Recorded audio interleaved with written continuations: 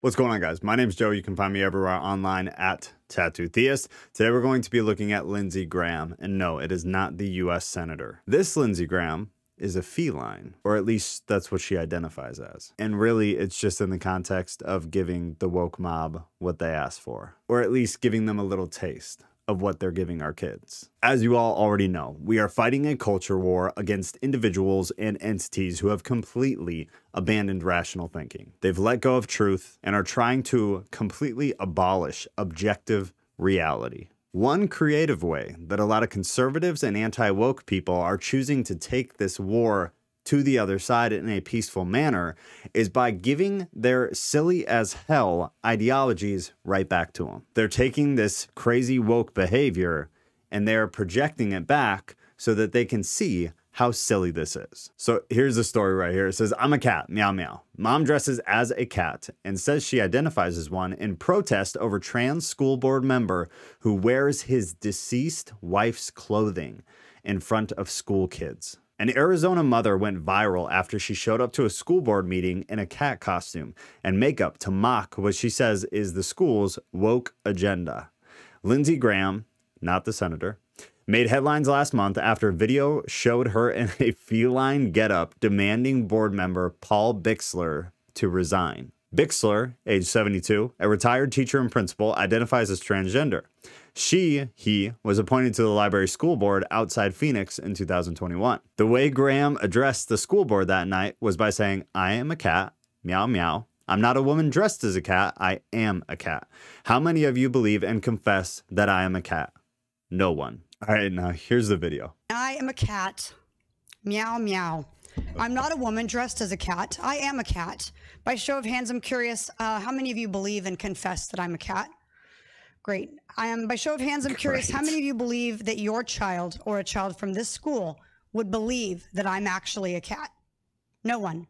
You are right. Truth prevails over imagination. Reality exists. Discernment is innate and something we are biologically wired to have.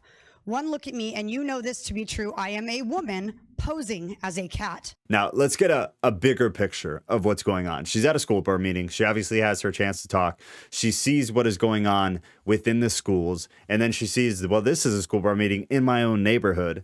I'm going to show up and give them a taste of their own medicine. Lindsey Graham is the Patriot Barbie who runs a podcast that leans heavily conservative. Bixler is a trans woman, so a man, who transitioned after his wife of 36 years died. Paul is Bixler's name, says he wants to be known as either Paul, which is a clearly male name, or Miss Bixler. So this is a beautiful representation of this wider issue that we have in today's culture, where we are trying the best we can. We're trying our damnedest to confuse the next generation, to confuse the children as much as humanly possible. Because if you can confuse them enough, then you can confuse them into anything. In the article, Bixler also says this: when it comes to her keeping her name Paul, she says it's about believing she's the person she always was despite her transition. How confusing is that? Even for adults, this stuff confuses the hell out of me. So I can't imagine being a middle schooler, being an elementary school kid, even being in high school. I'm confused. So they have to be confused. This person literally says, I want to either be called Paul or Miss Bixler, so obviously male, obviously female, and that she believes she just wants to be the person she always was, despite her transition. So despite the fact that she switched sexes, started wearing his deceased wife's clothes, which honestly is really, really sad. And it's not something like I want to laugh at. It's truly sad. It's mental illness. She's believing the person she always was despite her transition. So you feel the need, you're so confused, you feel the need to change sexes and wear women's clothes, but then at the same time, you want to hang on to your obviously male name, and you believe that it's about staying the person you always were, regardless of the transition. The absolute conflict that is just in that one paragraph is ridiculous. Bixler also said this: I don't think I've changed at all. What? I think I am who I am. What? And I think I've always been who I am. And so my parents named me Paul. I've always liked being Paul. Paul Bixler's had a really cool life. So if Paul Bixler's had a really cool life and you think you are who you are, and you don't think you've changed at all, then you would not be wearing your dead wife's clothes. Again, really sad, but you wouldn't be doing that.